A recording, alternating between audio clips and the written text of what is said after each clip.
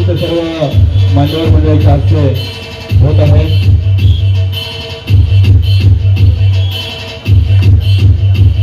उभा राहा, उभा राहा, उभा।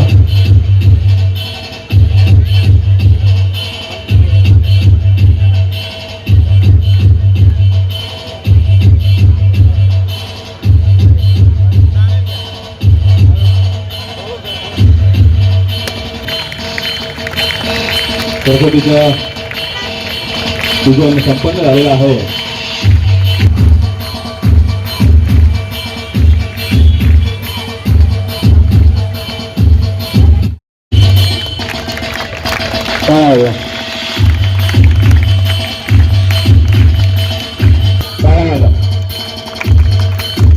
त्याप्रमाणे आदरणीय दीपक भाऊ रोकडे साहेब यांचा सत्कार, त्यानंतर आरावपेठ दिगर साहेब यांचा सत्कार काय झाला, त्यानंतर काय वाजवा काय, यानंतर अक्षय बाले साहेबांना विनंती करतो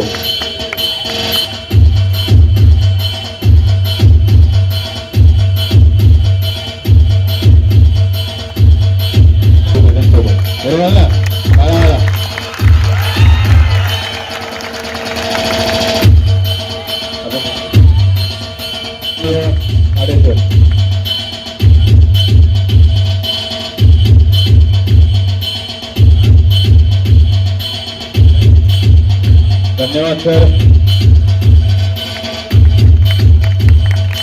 सत्कार करायचा आहे, कारण पत्रकार म्हणजे लोकशाहीचा चौथा स्तंभ आणि लोकांना न्याय मिळवून द्यायची जर कोणाकोणा अपेक्षा ठेवायच्या टाळा का पत्रकार जाऊ।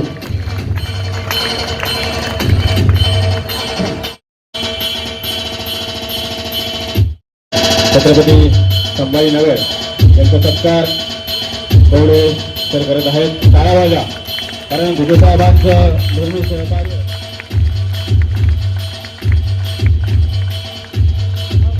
या सर्व टीमचा खूप मोठा हात असतो। सरदारचे खरे हिरो, टाळा वाजा। स्वागत शिवम सरांचं स्वागत या ठिकाणी।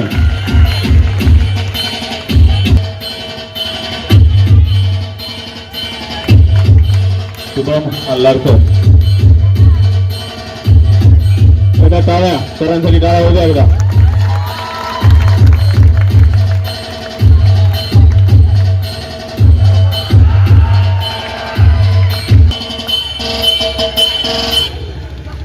या ठिकाणी माझ्या माहितीस्तव सर्वांचेच सत्कार या ठिकाणी। जर चुकून कुणाचा राहिला असेल तर कार्यक्रम होईल किंवा कुणाचं नाम उल्लेख करण्याचा राहिला असेल तर तो आपण चालू कार्यक्रमामध्ये नक्कीच करूयात। आणि इथे उपस्थित असून सुद्धा कोणाचं राहिला असेल तर सर्वप्रथम मी दिलगिरी व्यक्त करतो।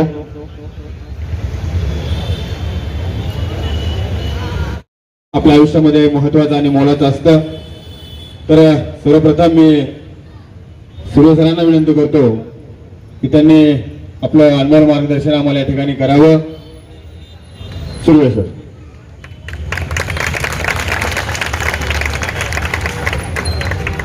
जय हिंद।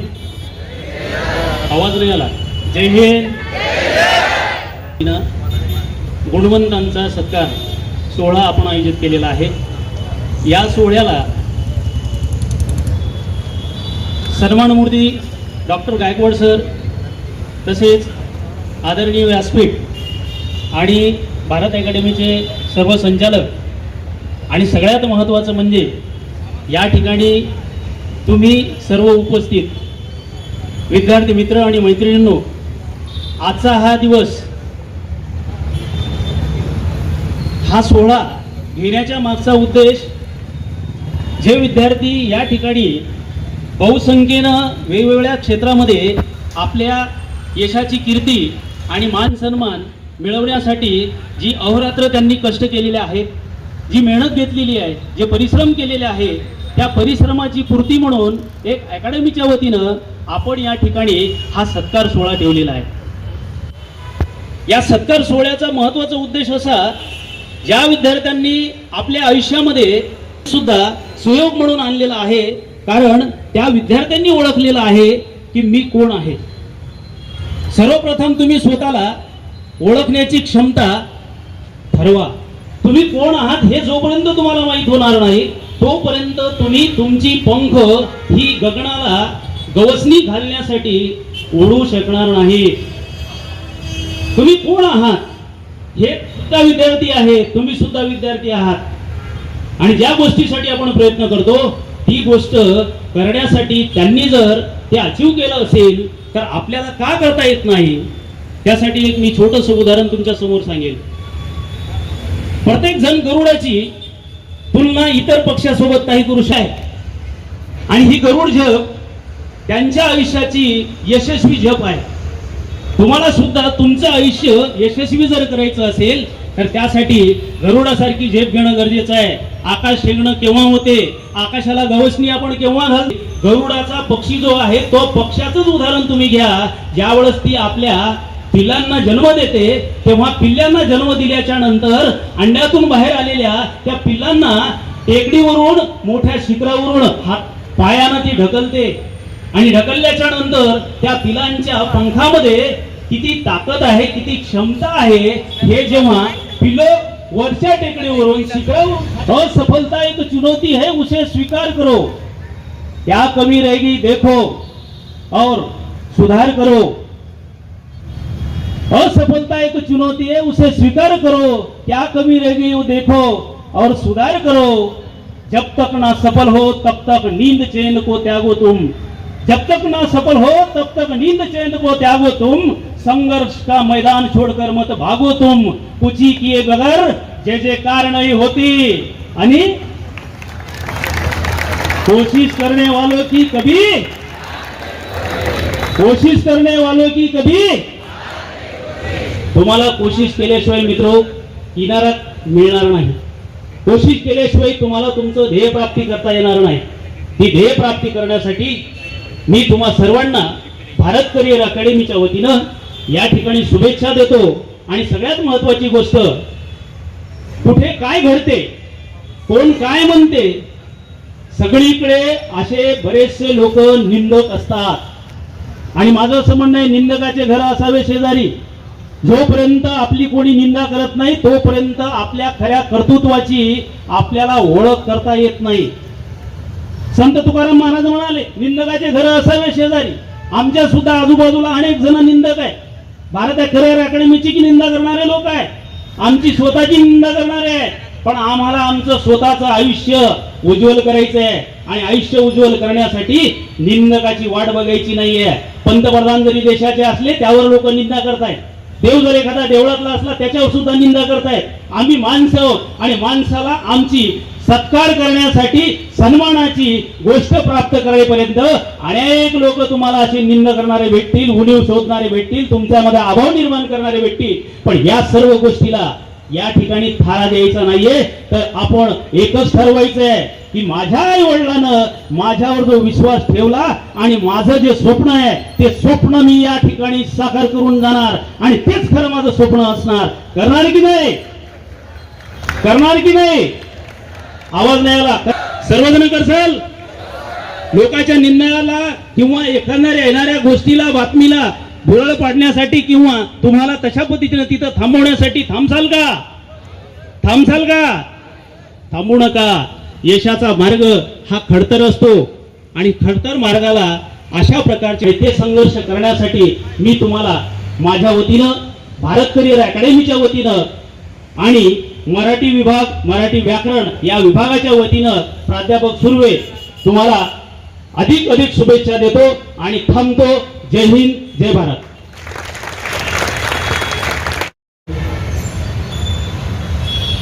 आताच आपण माता सरस्वतीचं पूजन केलेलं आहे आणि त्यानंतर आपण या कार्यक्रमाला सुरुवात केलेली आहे. भारत करिअर अकॅडमीचे संचालक मंडळ, शिक्षक वृंद, त्या परिसरातील सामाजिक, शैक्षणिक, राजकीय, औद्योगिक या क्षेत्रातील सर्व मान्यवर मंडळी या ठिकाणी उपस्थित आहे. आदरणीय मंच, या सर्वांचं मी या ठिकाणी स्वागत करतो आणि धन्यवाद देतो. मित्र हो, आत्ताच प्राध्यापक सुर्वे सरांनी आपल्याला उत्कृष्ट असं मार्गदर्शन केलेलं आहे. या मार्गदर्शनानं आम्ही विद्यार्थी घडत असतो आणि बिघडत सुद्धा असतो. म्हणून आपल्याला आपलं लक्ष जोपर्यंत आपण आपलं ध्येय ठरवत नाही तोपर्यंत आपल्याला आशेचा किरण हा पूर्ण कंप्लीट करता येत नाही.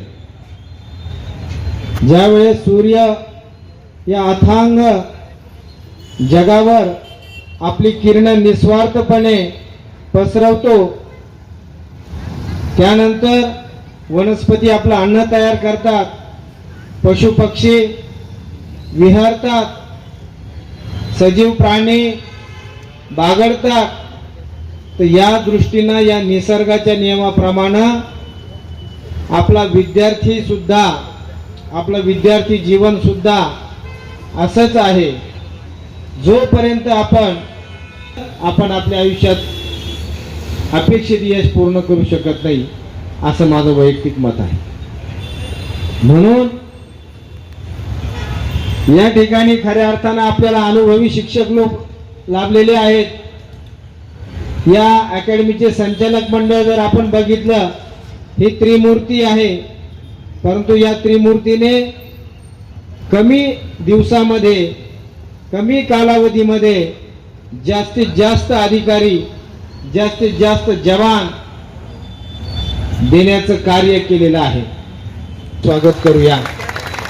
मित्र हो, जो ध्येय घेऊन चालतो लागतो आणि या अडचणीचा जो सामना करतो तोच खरा यशस्वी असतो.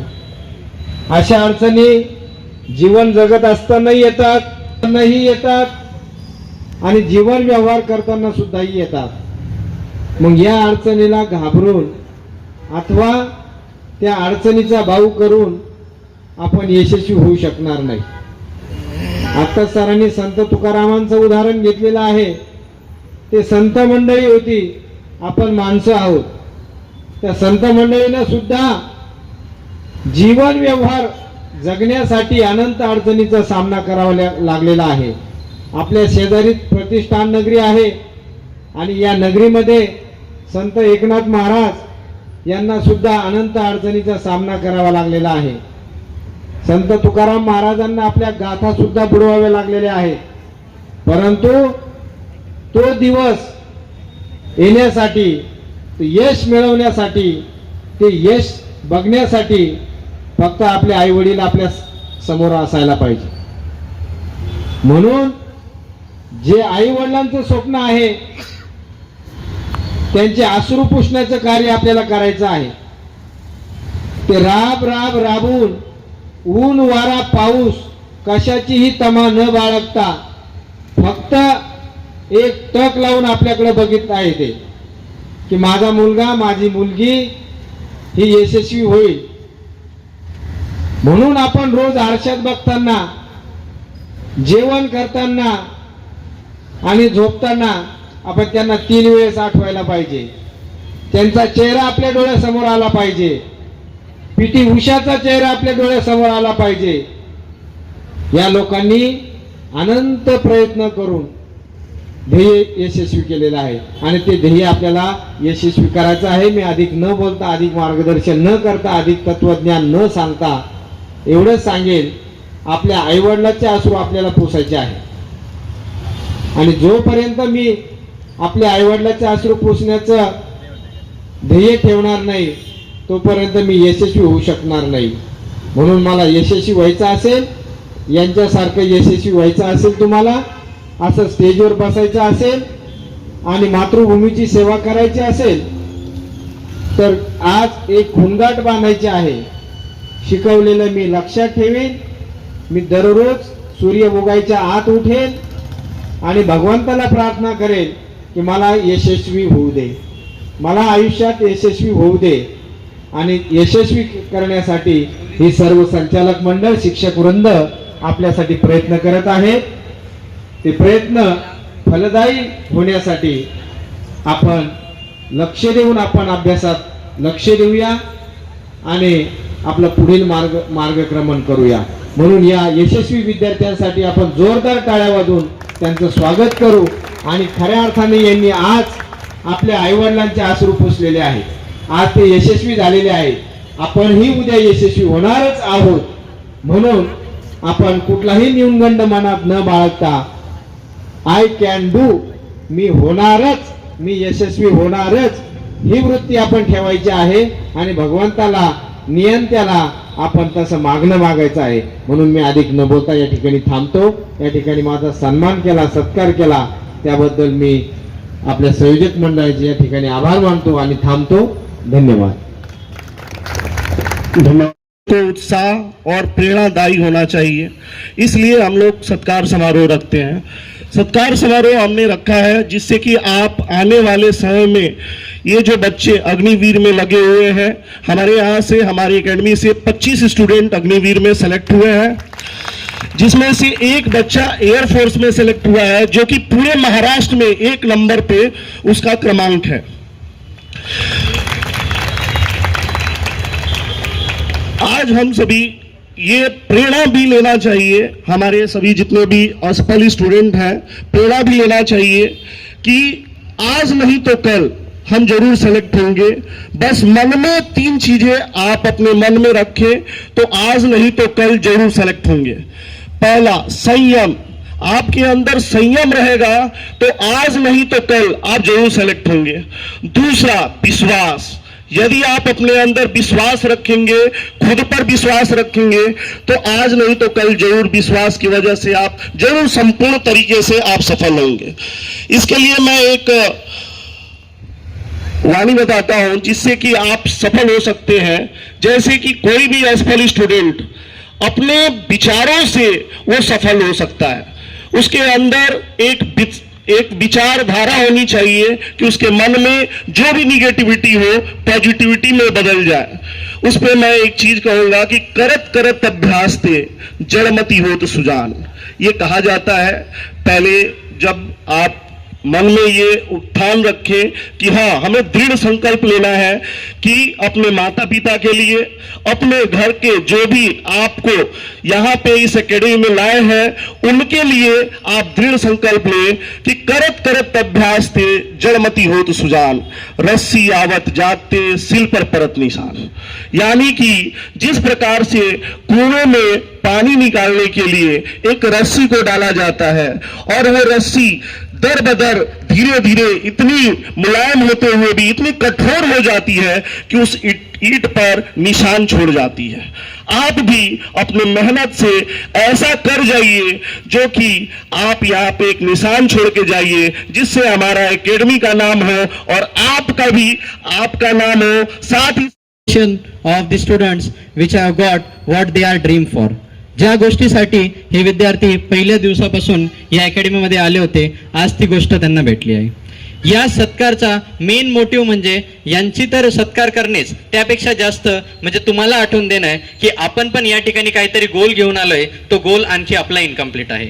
तो गोल तुम्ही या ठिकाणी यांच्यामधून बघायचा आहे आणि नेक्स्ट टाइम प्रयत्न करायचा की जो आपला भारत करिअर अकॅडमीचा आकडा आहे, ज्या ठिकाणी 2000 विद्यार्थी सिलेक्शन झाले आहे, तोच पुढे आपल्याला 4000 पर्यंत कसा नेता येईल. ज्या ठिकाणी पुढच्या वेळी आपलं सिलेक्शन, आपलं नाव त्या यादीमध्ये असावं. त्यासाठी या विद्यार्थ्यांनी केलं काय, जसं या ठिकाणचे सर्व शिक्षक वृंद असेल, स्टाफ असेल, त्यानंतर डायरेक्टर सर आहे, या सर्वांनी एकच गोष्ट केली, ते म्हणजे त्यांना लूपमध्ये ठेवलं. कुठला लूप? सकाळी ग्राउंड, नंतर लेक्चर्स, नंतर सेल्फ स्टडी आणि परत सेल्फ स्टडी आणि परत ग्राउंड, परत लेक्चर्स. या लूपमध्ये जोपर्यंत तुम्ही येणार नाही तोपर्यंत यश तुम्हाला भेटणार नाही. या ठिकाणी उपस्थित असलेला प्रत्येक मुलगा याने कमीत कमी आणि जास्तीत जास्त 6 ते 2 वर्षे या कालावधीमध्ये प्रयत्न केला आहे. त्यामुळे जर आपल्याला असं वाटत असेल की फक्त 2 ते 3 महिन्यामध्ये आपण कठीण परिश्रम करून आपल्याला यश मिळेल, हे गरजेचं नाही. त्या ठिकाणी आपल्याला सातत्याने 6 महिने ते 1 वर्ष तरी आपल्याला कष्ट करावे लागेल. ती कष्ट करण्याची जर सगळ्यांची ताकद असेल तर निश्चित ज्या प्रकारात आपले रिझल्ट्स हे army, navy, air force, XY group असो, ज्या प्रकारे सरांनी सांगितलं गौरव गोल्डे हा विद्यार्थी आपला महाराष्ट्रातून 1 नंबर आलेला आहे एअरफोर्समध्ये, त्याच प्रमाणात नेव्ही असो, नेव्ही MR असो, SSR असो, वनरक्षक असो किंवा यासाठी नेक्स्ट जे विद्यार्थी लढत आहेत ते म्हणजेच NDS, CDS आणि FCAT असो, येणाऱ्या काही काळामध्ये आपला जो रिझल्ट आहे तो NDA मध्ये पण असावा आणि जे विद्यार्थी NDA साठी प्रिपेअर करताय त्यांनी अहोरात्र प्रयत्न करून या ठिकाणी आपल्या अकॅडमीचा आकडा आणखी जास्त करावा ही त्यांना मी विनंती करतो. या ठिकाणी सरांनी चान्स दिला, या सर्वांनी आपला वेळ दिला यासाठी मी त्यांचे आभार व्यक्त करतो. जय हिंद, जय भारत. त्यांच्या स्वरूपामध्ये इथं लावलं गेलं आणि त्या जे रोपटं होतं त्या रोपट्याचा आज आपण हा एक महाकाय वटवृक्ष पाहतोय आणि त्या वटवृक्षाच्या सर्व ज्या फांद्या आहे त्या तुमच्या आमच्या स्वरूपामध्ये इथं आपल्याला दिसत आहे. सर्वात महत्त्वाची गोष्ट म्हणजे आज हा जो कार्यक्रम इथे आयोजित झालेला आहे त्याचं महत्त्वाचं कारण हे जे आपल्या समोर बसलेले आहे विद्यार्थी, आणि विद्यार्थी जीवन आलं म्हणजे एक शब्द असतो तो आपल्या आयुष्यामध्ये अतिशय मोलाचं मार्गदर्शन आपल्याला करून जातो आणि त्या शब्दाचं नाव आहे संघर्ष. मग संघर्ष म्हणजे काय? आपल्या आईच्या उदरातून 9 महिन्यानंतर आपला जन्म झाला, त्या संघर्षातून आपला जन्म झाला, जन्म झाल्यानंतर वयाच्या 5 वर्षापर्यंत, वयाच्या 3 वर्षापर्यंत, जसं म्हणतात की आपली पहिली गुरु आई असते. जन्म झाला, जन्म झाल्यानंतर आपल्याला सांभाळणारी जी आपला पहिला गुरु ती आई असते. वयाच्या 3 वर्षापासून तर वयाच्या 5 वर्षापर्यंत आपल्या बोटाला धरून जे चालणारं व्यक्तिमत्व असतं, आपल्याला हा समाज दाखवणारं व्यक्तिमत्व असतं ते म्हणजे वडील. आणि आपल्या वयाच्या 6 वर्षापासून तर पुढं आपल्या वयाच्या मध्यापर्यंत जे व्यक्तिमत्व आपल्याला घडवत असतात ते म्हणजे असतात आपले शिक्षक वृंद. म्हणजे या ज्या 3 गोष्टी आहे या 3 गोष्टीमध्ये महत्त्वाचा घटक आई आहे, वडील आहे आणि आपल्या जीवनाला जे आपलं मातीच्या गोळ्यासारखं जीवन असतं त्याला आकार देणारं जे व्यक्तिमत्व असतं ते म्हणजे शिक्षक. आणि असं म्हणतात की आयुष्यामध्ये एखाद्या विद्यार्थ्याला जर एकदम उत्तम शिक्षक प्राप्त जर झाला तर तो शिक्षक त्याच्या आयुष्यामध्ये हा कायमस्वरूपी लक्षात राहतो. तसंच हा आजचा क्षण आहे.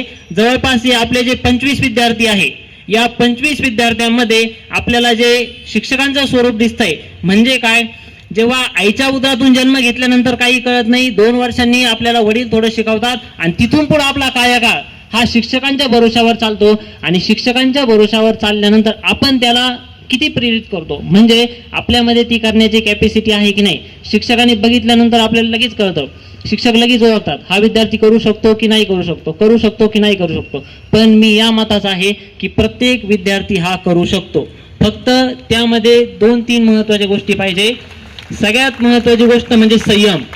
जर आपल्या अंगी जर संयम जर नसेल तर आयुष्यामध्ये कुठलाही व्यक्ती हा यशस्वी होऊ शकत नाही. कारण संयम ही अशी गोष्ट आहे की ती आपल्याला जगायला शिकवतो, लढायला शिकवतो आणि समाजाबद्दल जी आपली काही समाजाची वागणूक जी आहे, आता आपण बऱ्याच वेळेस बघतो की तुमचं जर इथं ऍडमिशन झालेलं असेल तरी आपल्या गावाकडं एक हे सांगितलं जातं, एक मोठं सांगितलं जातो की कुठं सरकारी नोकरी मिळते, कुठं तू काय करणार आहे, कुठं तो नोकरीला लागणार आहे, मग तुझं काय होणार आहे.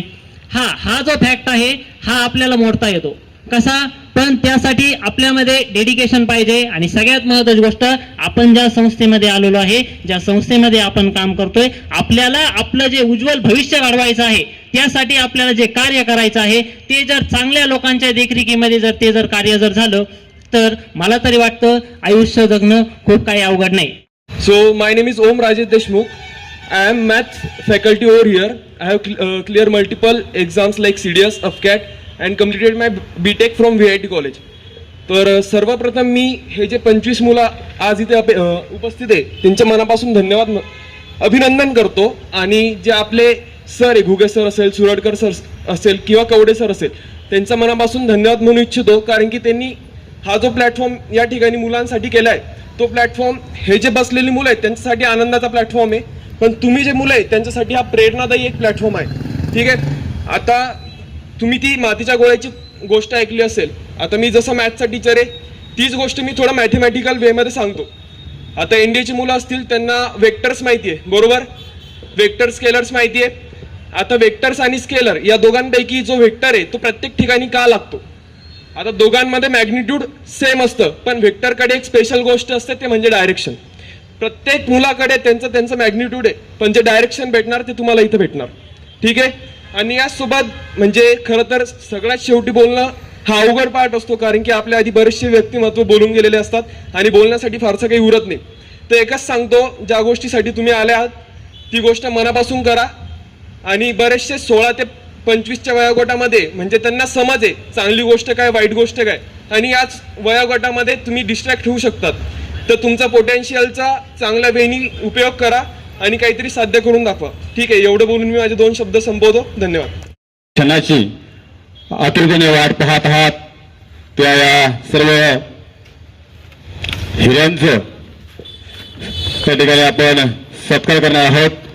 मान्यवर मंडळीला विनंती, कृपया आपण समोर बसायचे. भारत करिअर अकादमीचं आणि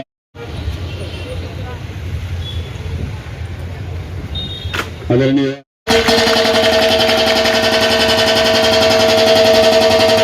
जोरदार टाळ्या.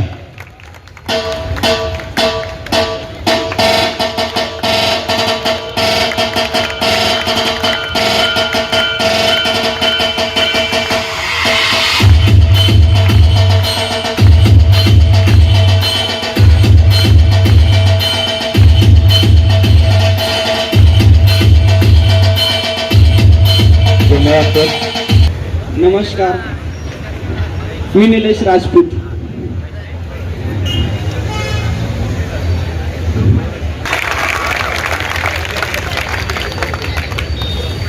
माझं काय असं अकॅडमीला यायचा वगैरे काय प्लॅन नव्हता पहिले. एक माझा गावकरी आहे विशाल पागाळे म्हणून, तो त्याचं सिलेक्शन झालं होतं पहिले. मग त्याच्यानंतर घरच्यांनी म्हटलं तू पण जाय. मग आलो.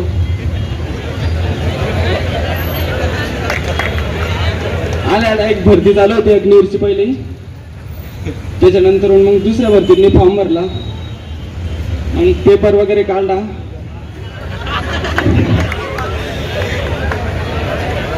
त्याच्यानंतर ग्राउंड पण काढलं.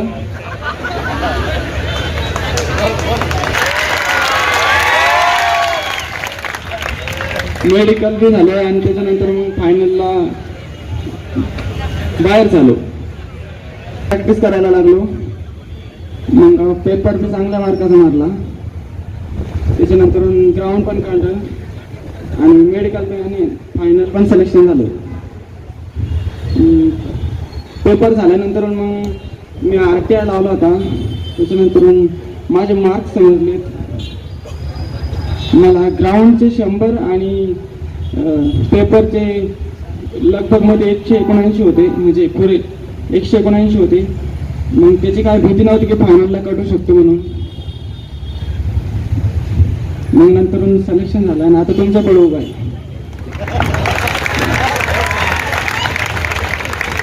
मित्रांनो, तुम्हाला एकच सांगतो, तुम्ही पण इथं येऊन 2 शब्द बोला, ही माझी नंबर विनंती आणि माझे 2 शब्द संपवतो. खूप छान मुलं. तिथे बोलायला बी थोडी हिंमत लागते आणि त्यांनी त्याच्या भाषेत जो संघर्ष केलाय तो त्यांनी समजून सांगितलाय. याचा सत्कार करायचा. काय जोश पाहिजे, जोश. भारत माता की जय हिंद.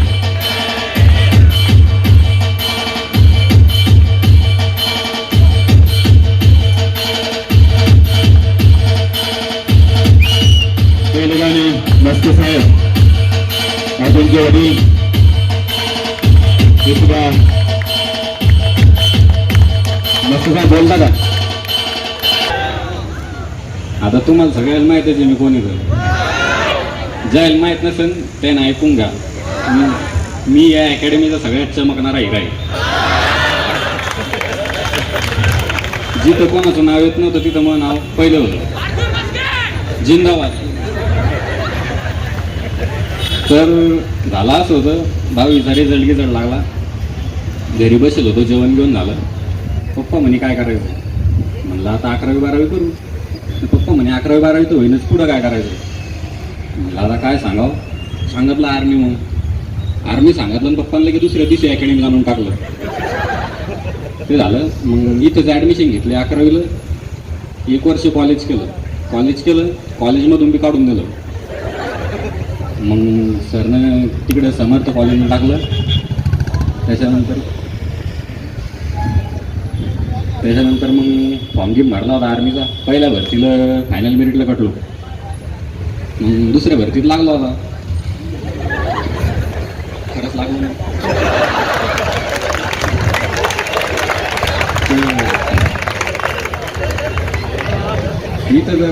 मी लागायचं कारण म्हणजे 2 गोष्टी सगळ्यात प्रथम येतात. एक तर मला लागायचं होतं म्हणून मी लागलो, आणि दुसरे आमचे पप्पांनी जर पैसे भरले नसते लागलोच नसतो. खरं ते झालं. आता सगळे म्हणतात की पहिली गुरु आई असती, हे असतं ते असतं. मला पहिले गुरु, पहिले मित्र सगळे जे काही ते पप्पा आहे. त्याच्यानंतर आई वडील सगळे. मला आजपर्यंत जिथं कोणी सोबत नसतं तिथं माझे पप्पा एनी टाईम तू कर मी आहे, काही उद्या. पप्पा खंबीर. त्याच्यानंतर सगळ्यात मोठा खंबीर जर आपल्या मान कोणी असेल तर आपला मित्र परिवार. अकॅडमीतले मित्र झाले, बाहेरचे मित्र झाले, सगळेच झाले. स्पेशली आमचे भाऊ पवन मुस्की. आम्ही दोघं जण काही असू द्या संघजी. फक्त आता यावेळेस त्याचं राहिलं थोड्याहून, होईल पुढच्या वर्षी. तर अकॅडमीतले जे सगळं शिक्षक वर्ग आहे, स्पेशली कवडे सर झाले, घुगे सर झाले, सुरडकर सर झाले, यांनी रोज ग्राउंड करून घेतलं आमचं. मागच्या भरतीला कवडे सरनं घेतलं होतं, या भरतीला सुरडकर सरनं घेतलं होतं. मी बिमार होतो. सर म्हणायचा ग्राउंड करू नको, गाडीवर बसून चाल. आता बिमार आहे, गाडीवर बसून काय करणार आहे मी. पण मग तरी बी त्याने आता झोपू देत नव्हते. मग त्याच्यामुळं ग्राउंडिंगला आता यावर्षी लागलो बी मी. हो आता पुढं. त्याच्यानंतर लेक्चर घेणारे स्पेशली आमचे सिंग सर सारखा माणूस आजपर्यंत पाहायला नाही.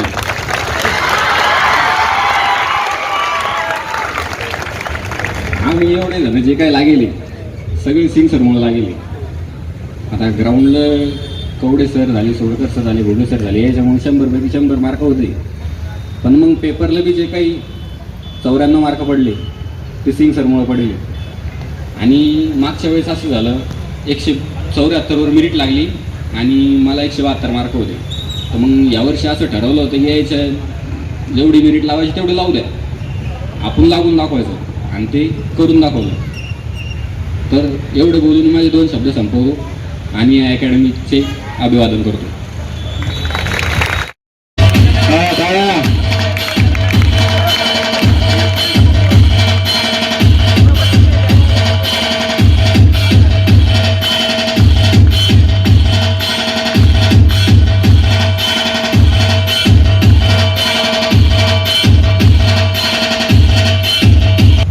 मी आलतो तेव्हा मला काहीच येत नव्हतं, पण मी सर्वांचे लेक्चर केले, ग्राउंड केलं. आज बऱ्यापैकी लागून गेलो. आता लागायचं एकीकडे होतं पण एकीकडे लागून गेलो.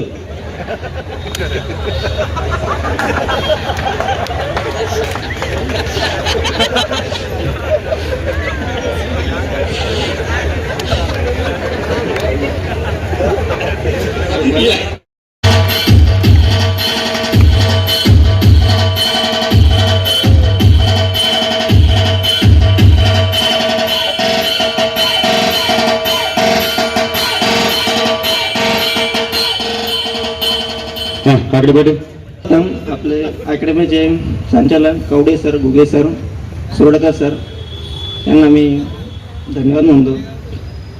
तर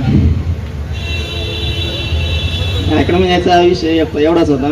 तर गावाकडे मी जेव्हा बघायचो तर मुलं रनिंग करत होते, तर त्यांना बघून म्हटलं हे तर इझी होऊन जाईल आपल्याकडून, रनिंगच काढायची म्हटलं फक्त. तर पप्पांना बोललो अकॅडमीत जायचं आहे. तिने आपले क्लासमेट म्हणून माझे घुगे सर त्यांच्या अकॅडमीमध्ये ते टाकतो. ठीक आहे म्हटलं. 26 जानेवारी 2024 त्या दिवशी माझं ॲडमिशन झालं होतं. तर तिथं आलो तर ॲडमिशन वगैरे झाले. सर म्हणे होऊन जाईल तुझ्याकडून, तू थांबून जा. तर म्हटलं 8 दिवसानंतर येऊ, पण पप्पांनी काही ऐकलं नाही. तर त्याच दिवशी दिलं कारण दुसऱ्या दिवशी कवडे सर गोगोबा टेकडीला ग्राउंड होतं, तिकडे गेलो. तर इथं शनी मंदिराजवळच थांबून घेतलं मी. कवडे सरांना वाटलं का मी जुना मुलगा आहे, तर सरांनी खूप मारलं. तिथून मग मी मागे येऊन सोडलं मला सरांनी अकॅडमीला, चक्कर वगैरे. तर मग फीस भरायची वेळ आली. पप्पा म्हटलं मला काही राहायचं नाही इथं, मी येतो घरी. पप्पा म्हणे आता सगळी तुझी फीस भरलेली, तू काही ये. तर मी तसं बघितलं तर पोलीस भरतीची तयारी करत होतो, तर लागलो आर्मीमध्ये. त्याच्यामुळे मला काही जास्त बोलायला जमणार नाही. इथंच बोलून मला 2 शब्द संपवतो. जय हिंद, जय भारत, धन्यवाद. सुद्धा होते आणि पोलीस भरतीला सुद्धा मला 5 मार्क होते. माझा सांगायचा संघर्ष म्हणला तर 10 मे 2022ला मी अकॅडमी जॉईन केली. 10 मे 2022ला. तर नवीन काही एवढी रनिंगची माहिती नव्हती मला व लेक्चरची काही माहिती नव्हती. तर इथं बसलेले कवडे सर, सोडकर सर, घोडे सर, त्यांनी मला एकदम चांगलं एकदम विद्यार्थी म्हणून मला मार्गदर्शन केलं. कुठल्याही त्यांनी म्हणजे प्रकारचं मला एकदम रोज कंटिन्यू ग्राउंड करणे, नवीन वेगवेगळ्या माहिती कवडे सरांनी मला सांगितली व सिंग सरांनी मला लेक्चर बद्दल पर्सनली शिकवलं. त्यांनी मला सांगितलं सोल्युशन कसं काढायचं, काय कसं करायचं. सोडकर सरांनी मला चांगलं हे ग्राउंडची स्टीप दिल्या व घोडे सरही मला कशा छोट्या मोठ्या गोष्टीत मदत करत होते. तर असंच माझ्या पहिल्या भरतीचा फॉर्म भरला. पहिल्या भरतीमध्ये थोडं मला अपयश आलं व दुसऱ्या पहिल्या भरतीत थोडं अपयश आलं. तसं पहिल्या भरतीत थोडं अपयश आल्यानंतर थोडं माझं मन थोडं कचून गेलं होतं. म्हणजे तसं मी पण खूप थोडं नाराज झालो होतो, कारण की पहिली भरती होती, थोडं वय पण लहान होतं, तेव्हा 17 वर्षाचं होतं. म्हणजे मी नेमकंच अकॅडमीत आलो 2023ला पहिला फॉर्म टाकला होता इंडियन आर्मीमध्ये. तर पहिली भरती थोडं फेल झाल्यानंतर माझं मन थोडं कचलं. तर मला अकॅडमीतले सर म्हणजेच घुगे सर, सोडकर सर आणि कवडे सरांनी मी घरी गेलो. तर माझ्या वडिलांना फोन लावून बोलवलं, म्हणजे सांगितलं की पाठवून असं आलं. नंतर मी आज इथं जे काही आहे ते फक्त कवडे सर बोलायला गेलो तर आहेच. मेन म्हणजे कवडे सरांमुळेच आज माझं एनसीसीचं जे माझं ग्राउंड होतं ते मी तिथे पण फर्स्ट मारली होती. एनसीसी मध्ये पुढे 150 बटालियनच्या मधून आणि आर्मीमध्ये पण माझी पर्ची बसली. व त्याच्यानंतर आता हेच 2-3 वर्षाचा हा संघर्ष आज माझा संपला, म्हणजे 2026 मध्ये. व मार्गदर्शन करायचं म्हणलं तर मला Harshad Mane sir, Rahul Patil sir, Omkar Ambore sir, Akash Jadhav हे सगळेच माझे मित्र परिवार इथं आज उपस्थित आहे. साई लाखमार, त्याच्यानंतर असे बरेच जण, तुषार खराटे, हे सगळे आम्ही एकाच बॅचचे होतो. सदाशिव वरपे.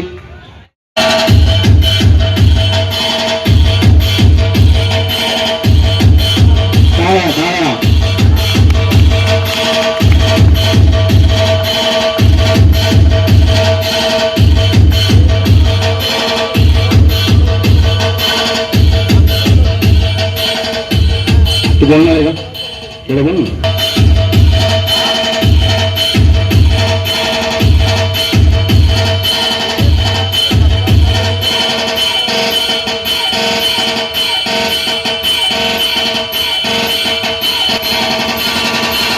धन्यवाद.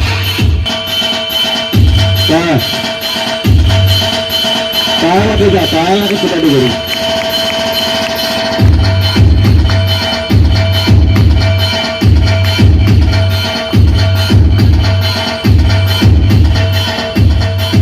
मी गौरव वायके, सगळ्यांना माहीत आहे. थोडा आवाज कमी आहे.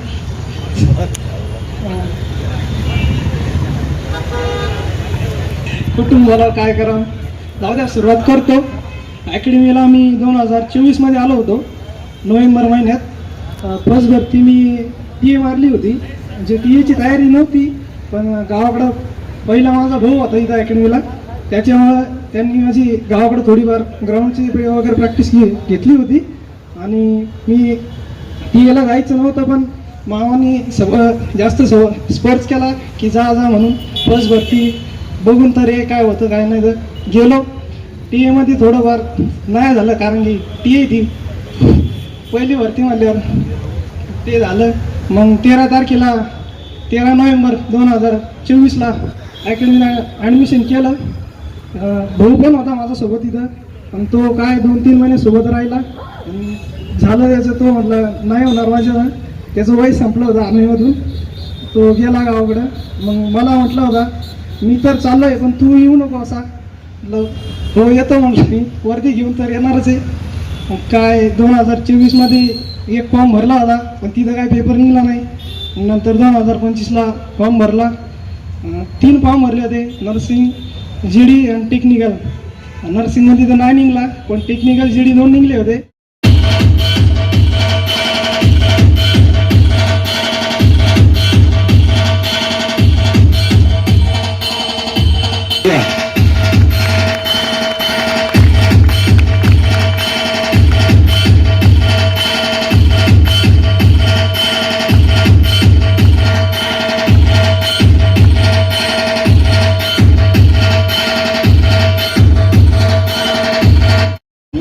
जवळपास 2 वर्षाच्या आसपास होत आले असतील. तर सर्वात प्रथम मी अकॅडमीमध्ये आलो तेव्हा माझे मित्र पण होते माझ्यासोबत, योगेश आणि महेश, हे दोघं जण माझ्यासोबतच होते. तेव्हापासून तर आजपर्यंत सिलेक्शनपर्यंत हे दोघं माझ्यासोबतच आहे. इथं आलो मी अकॅडमीत पहिल्या शूट 2 वर्ष झाले असतील. आणि तेव्हा अकॅडमीत आलो, पहिले 5-6 महिने खूप मेहनत केली मी. ग्राउंडला रेग्युलर असायचो, लेक्चर करायचो रेग्युलर. आणि त्याच्यानंतर मग असंच आम्ही एक दिवस बसलो होतो, योगेश, मी आणि महेश आम्ही बसलो होतो. तर योगेश मला बोलला की अरे सचा, अरे आपण खूप दिवसाची मेहनत करतो यार, पण भरतीचा फॉर्म तर काही पडतच नाही आहे, आपली मेहनत अशी चालली आहे. मग त्याच्यानंतर मग आम्ही थोड्या याला लेक्चरला आणि ग्राउंडला थोड्या दांड्या मारण्यासाठी सुरुवात केली. त्याच्यानंतर दांड्या मारायला सुरुवात केली. थोडा दिवस झाले, 2-3 महिने गेले आणि त्याच्यानंतर SSR MRचे फॉर्म पडले.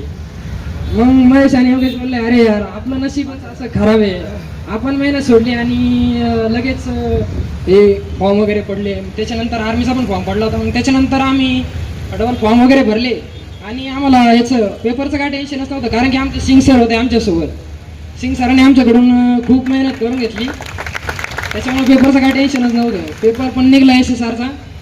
2 वेळेस फायनलला गेलो, एक वेळेस फायनलला गेलो SSRच्या आणि 2 मार्कवरून कटलो मी. त्याच्यानंतर थोडा खचून गेलो, पण काय विषय नाही. मित्र होते माझ्यासोबत, योगेश आणि महेश, आणि माझे आईवडील तर होतेच माझ्यासोबत. आणि माझ्या आईवडिलांप्रमाणेच माझ्यासोबत माझे मामा म्हणजे योगेशचे वडील, ते पण माझ्या आईवडिलांसारखेच माझ्यासोबत होते. आणि त्याच्यानंतर डबल मी SSRची तयारी चालू केली. म्हटलं यार आता पेपर काढायचंच. आता पेपर काढला, पण नशीब एवढं खराब होतं की त्याच्यानंतर मी मेडिकलमध्ये कटून गेलो. पेपरला एक्स्ट्रा मार्क होते मला, तरी पण मी मेडिकलमध्ये कटून गेलो. तरी पण खचून नाही गेलो मी. माझ्या रूममधल्या मित्रांनी इथं उपस्थित आहे.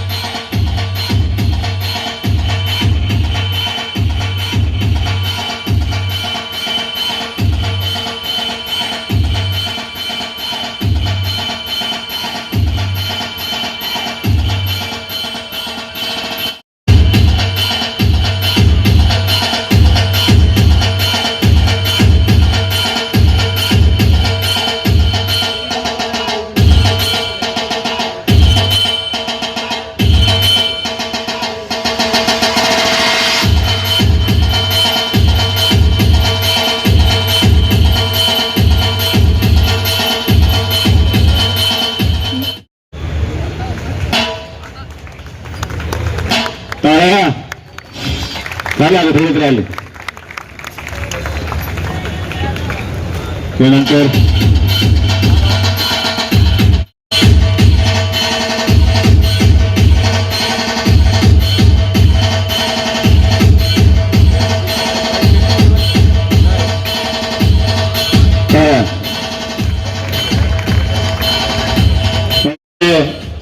सर्वोच्च रँक मध्ये प्रथम आलाय असा आणि याचं सिलेक्शन एअरफोर्स मध्ये झालंय असा गुणवान विद्वान सर्वगुण संपन्न विद्यार्थी गौरव गोळले त्याला विनंती करतो समोर यायचं.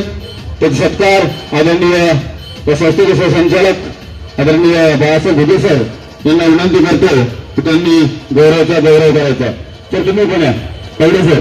महाराष्ट्रात प्रथम क्रमांक त्यांनी पटकावला.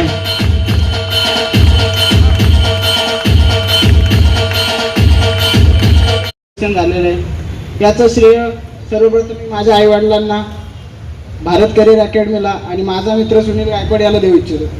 कारण मला अकॅडमीबद्दल आणि या संपूर्ण सिलेक्शन प्रोसेसबद्दल फक्त आणि फक्त त्याच्याकडून माहिती झाली होती.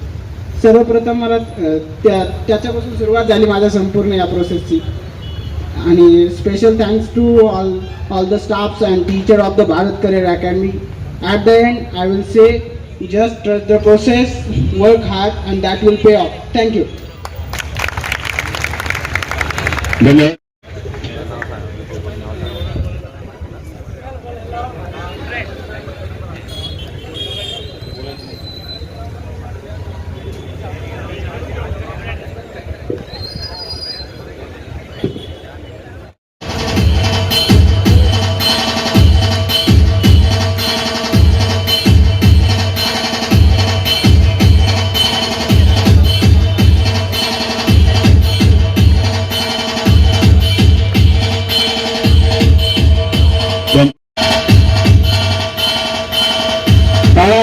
जोरदार गाव हो एवढा.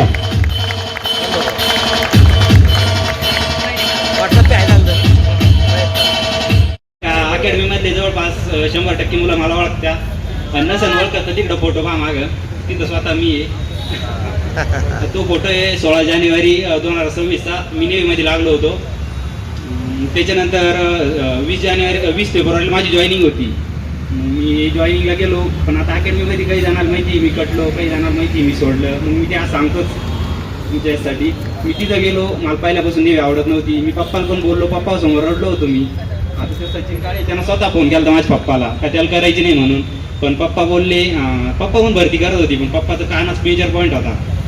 त्याच्यामुळे पप्पाला वाटलं का आता याचं पुन्हा होता का नाही. मग पप्पांना थोडं आता पप्पाची भाषा म्हणजे तुम्हाला सर्वांना माहितीच आहे. मग 2-4 शिव्या देऊन मला पाठवलं जॉईनिंगला.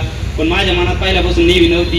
मी तिथं गेलो, डॉक्युमेंट वगैरे क्लिअर झालं, मेडिकलला जायचं होतं. मग मी तिथं रडत होतो, एक कोपऱ्यात बसून मी रडत होतो. मग तिथं एक जालन्याचा भैया होता, मग ते माझ्याजवळ आला, तू का बरं रडतोय म्हणे. मग मी त्याला सांगितलं का असं आहे म्हणून, करायची नाही मला नेव्ही. त्यानं मला समजून सांगितलं, बघ म्हणे तुझा अंदाज, एखाद्याचं ड्रीम राहतं, स्वप्न राहतं म्हणे. मग मी त्यानं सांगितलं मला तू त्या मॅडमजवळ जा म्हणे, तिथं त्यांना सांग असं आहे का तसं, मला करायची नाही म्हणून. मग त्या मॅडमजवळ गेलो, ते पण मला थोडल्या बोलल्याच, आता मग तू इथं कशाला आला. मग त्यांना सांगितलं असं, मग का पप्पामुळं आलो असं तसं. मग त्याच्यानंतर त्यांनी मला म्हणे तू घरी फोन कर म्हणे. मग मी घरी पप्पाला फोन न करता माझ्या मित्राला सचिन काळेला फोन केला. मग मी त्याला बोललो, मग त्या मॅडमकडे गेलो पुन्हा. मग त्या म्हणे बघ म्हणे मग जेवण करू नाही म्हणे, तू पुन्हा डिसिजन बदलं तर मग काही करता नाही येणार म्हणे आपल्याला. मग मी जेवण केलं. मग त्या मॅडमला सांगितलं पुन्हा का मला करायचीच नाही नेव्ही म्हणून. मग तिथं लिहून दिलं का मला नेव्ही करायची नाही, याच्यानंतर मी फॉर्म पण भरणार नाही. त्याच्यामुळे मी नेव्हीचा फॉर्म नव्हता भरला आणि मला सांगायचं नव्हतं. पण आत्ता 2-3 दिवस झाले तर एक मुलाच मला फोन आला, तू मागच्या वेळेस आता थोडं झालं बोलला म्हणे, त्याच्यामुळे तू काटला म्हणे. आता त्या मुलाला हे सांग नाही, तू 4 वर्षापासून इथं आहे, त्याच्यामुळे तू माझ्या याच्यात येऊच नको. ती मुलगा कोण आहे सगळ्याला माहिती आहे. मी त्यांना मार पण खाल्ला या गोष्टीमुळे माझ्यामुळं. आता त्या विषय बाजूला राहिला. त्याच्यानंतर मग आलो. त्याच्यानंतर म्हणजे मी गावात पण गेलो नाही 4 महिने. 4 महिने मी गावात सुद्धा नव्हतं गेलो. मग ज्या दिवशी रिझल्ट लागला त्याच्या दुसऱ्या दिवशी गावात गेलो. त्याच्यानंतर मग गावात गेलो वगैरे, मग झालं. आता माझं स्वप्न पूर्ण झालं. आणि एकदा आता मागं फॉलिंग म्हणजे नेव्हीचा रिझल्ट लागायच्या आधी एक जण मला बोलला होता, म्हणजे आमचा मित्र होता गणेश गरड, तो नेव्हीमध्ये लागला. आणि एक जण मला असंच बोलला, तो लागला म्हणे तुम्ही कुठं आहे म्हणे. आता हे एका वर्षात 2 पोस्ट काढल्या. बस हे माझं स्वप्न, माझ्या पप्पाचं स्वप्न होतं बस.